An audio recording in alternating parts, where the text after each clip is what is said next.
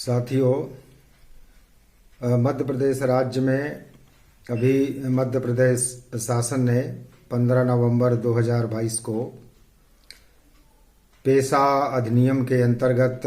मध्य प्रदेश राज्य के लिए पेशा कानून बनाए हुए हैं। और मध्य प्रदेश की जो सरकार है, जो पेशा अधिनियम 1996 में बना हुआ था, उसके संबंध में 26 साल बाद 15 नवंबर 2022 को जो नियम प्रसारित किए हैं, उसके संबंध में मध्य प्रदेश सरकार बहुत दम्भ भर रही है, बहुत डींग हाँक रही है। और मध्य प्रदेश सरकार इस बात का दावा कर रही है कि बड़ा क्रांतिकारी स्टेप उन्होंने उठाया हुआ है। और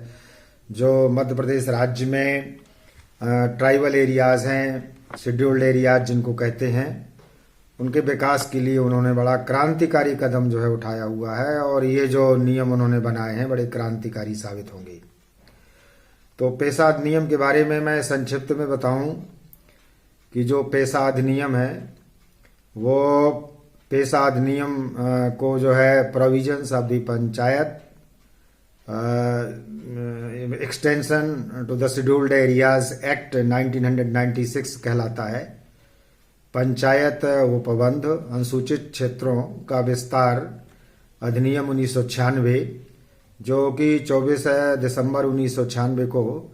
भारत की संसद के द्वारा एक अधिनियम अधिनियमित किया गया था। और इस 24 दिसंबर 1996 में जो ये अधिनियम अधिनियमित किया गया था, पेशा अधिनियम, आदिवासी वर्ग के विकास के लिए, और ये खास तौर से भारतवर्ष के मात्र 10 राज्यों के लिए है, जिसमें से एक उड़ीसा राज्य आता है, झारखंड आता है, छत्तीसगढ़ आता है, आंध्र प्रदेश आता है, तेलंगाना आता है, महाराष्ट्र आता है, मध्य प्रदेश आता है, राजस्थान आता है, गुजरात आता है और हिमाचल प्रदेश आते हैं। तत्समय जब 1996 में अधिनियम बनाया गया था, उस समय जो नए राज्य थे, जो छत्तीसगढ़ है, झारखंड है और तेलंगाना है, वो 3 राज्य उस समय नहीं थे। उस समय झारखंड के लिए बिहार राज्य था, परंतु अब मिलाकर के कुल 10 राज्यों के लिए यह पेशा अधिनियम है। तो मध्य प्रदेश सरकार अभी इस मध्य प्रदेश में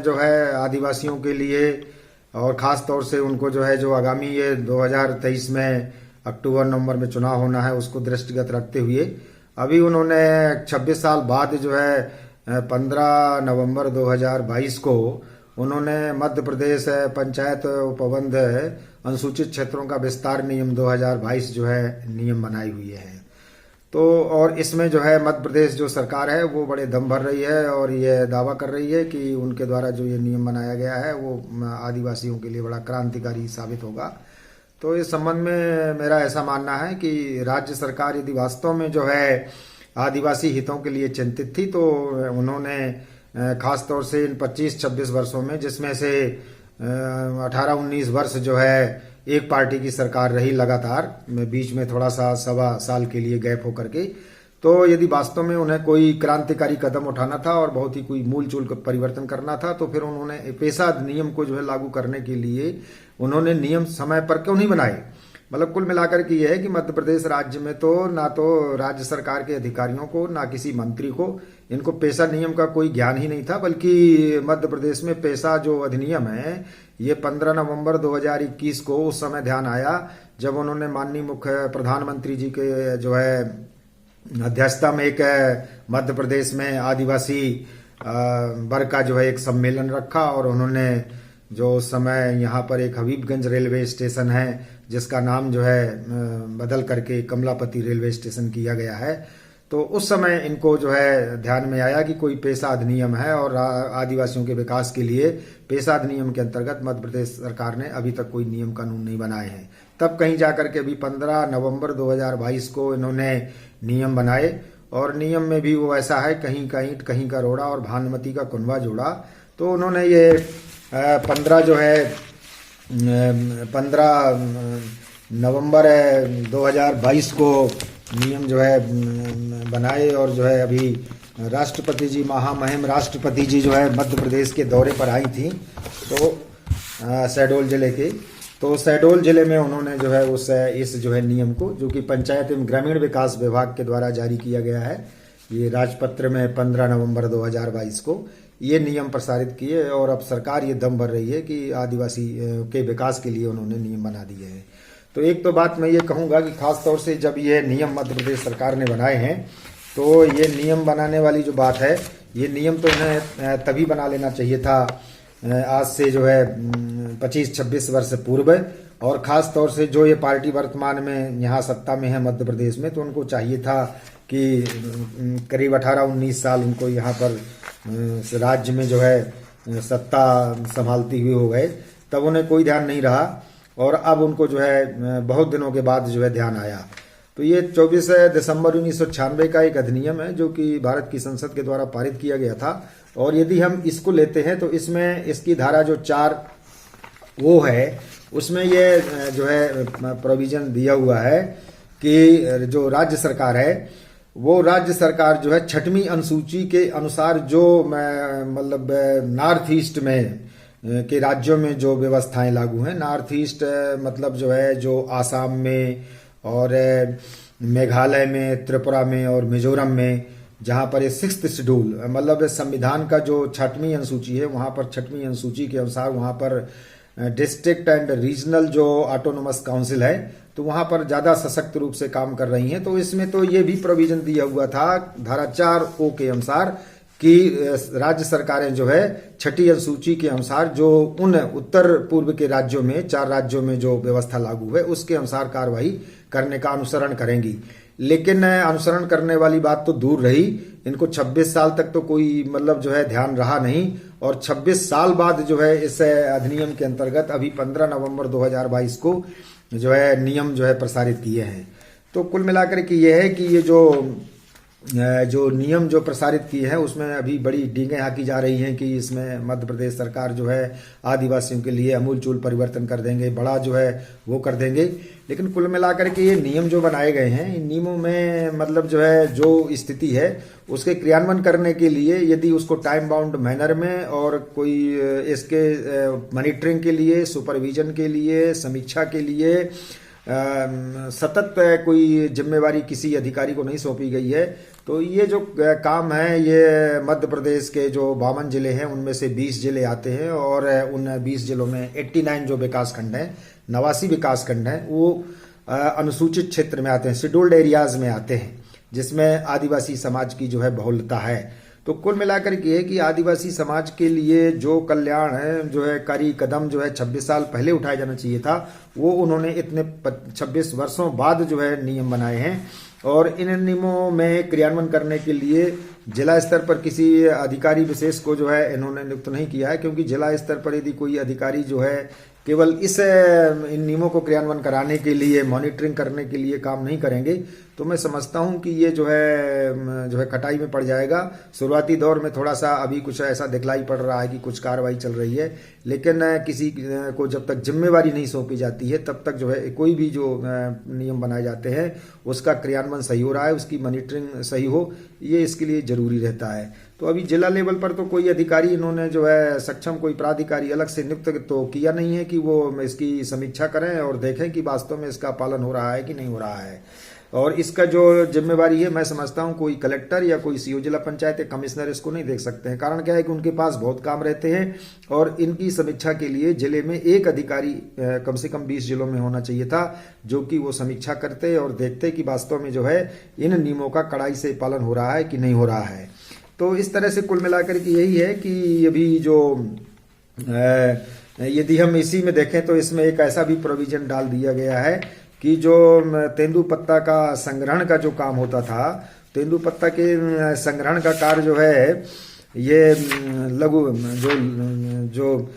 मध्य प्रदेश राज्य लघु वनोपज व्यापार एवं विकास संघ है वो देखता था। लेकिन अभी भी उन्होंने मध्य प्रदेश शासन ने नियमों में यही व्यवस्था की हुई है कि तेंदुपत्ते का संग्रहण का जो कार्य है वो विपणन मध्य प्रदेश राज्य लघु वनोपज व्यापार एवं विकास सहकारी संघ के द्वारा ही संपादित किया जाएगा, परंतु ग्राम सभा यदि चाहती है तो वो उनके द्वारा भी किया जा सकता है, परंतु उनको प्रत्येक वर्ष की 15 दिसंबर के पूर्व जो है एक संकल्प पारित करके और जो है वन विभाग के क्षेत्रीय अधिकारियों को अवगत कराना पड़ेगा। तो इस तरह से जो है उन्होंने 15 नवंबर जो है 2022 में नियम बनाए और 15 दिसंबर तक जो है इस तरह का ग्राम सभाओं को जो है सूचना देने का था। लेकिन करीब पूरे ट्राइबल एरियाज में जो शेड्यूल्ड एरियाज हैं करीब 6000 ग्राम सभाएं आती हैं और 6000 ग्राम सभाओं में से केवल जो है करीब 250 जो है ग्राम सभाओं ने ही प्रस्ताव पारित किया है कि वो तेंदुपत्ते का संग्रहण का काम करेंगे। तो मेन चीज ये है कि ये दिखावे के लिए केवल मध्य प्रदेश सरकार ने नियम बना दिया है, जबकि उनको यदि वो ग्राम सभाओं को सौंप रहे हैं तो फिर आंशिक वाली बात नहीं रहती है कि वो लघु वनोन्नत संघ देखेगा, और परंतु यदि ग्राम सभाएं चाहें तो वो स्वयं ऐसा कर सकती है। तो ये तो कोई मतलब नहीं कि आंशिक रूप से ऐसा बता दिया, बल्कि जो ग्राम सभाओं के पास कोई फंडिंग की व्यवस्था नहीं है। तो राज्य सरकार को चाहिए था कि ग्राम पंचायतों ग्राम सभाओं के लिए फंडिंग की व्यवस्था कराती, ताकि ग्राम सभाएं जो है इस काम को स्वयं दिखवाती, तो उससे जो है लोगों को, आदिवासी समाज को जो कि तेंदुपत्ता का संग्रहण का काम करते हैं वो जो है ज्यादा फायदेमंद होता। इसके अलावा इसमें मैंने एक चीज और देखी जो इसमें नियम बनाए हुए हैं। तो एक जो है ग्राम सभा निधि होती है, एक तो ग्राम पंचायत की निधि होती है, दूसरे ग्राम सभा की एक निधि होती है। और चूंकि इन शेड्यूल्ड एरियाज में, आदिवासी क्षेत्रों में ग्राम सभा ही सबसे महत्वपूर्ण जो है रोल अदा करती है, और इस ग्राम सभा में यह प्रोविजन कर दिया गया है कि ग्राम सभा में से केवल 2 सदस्यों को, जिसमें से एक महिला होगी, ग्राम सभा की निधि के खाते के लिए वो 2 सदस्यों के द्वारा जो है उसका काम देखा जाएगा। लेकिन इसमें ये इन्होंने स्पेसिफिक नहीं किया हुआ है, चूंकि ये शेड्यूल्ड एरियाज के लिए है, ट्राइबल एरियाज के लिए है, तो कम से कम 2 सदस्यों में से एक ट्राइबल रहेगा। इसका इसमें नियम में स्पष्ट उल्लेख नहीं किया है। इसमें ऐसा होगा कि जब भी इस तरह की जो है कमेटी गठित होगी तो उसमें हो सकता है कि वो आदिवासी वर्ग के दोनों सदस्यों में से आदिवासी वर्ग को छोड़ करके किसी दूसरे वर्ग के व्यक्ति को जो है उसमें ग्राम सभा की निधि में से जो है उसको सदस्य जो है बना दिया जाए। तो ये इस तरह की बातें हैं। तो कुल मिलाकर के ये है कि यदि ये पेशा नियम जो बनाया गया है, यदि उसमें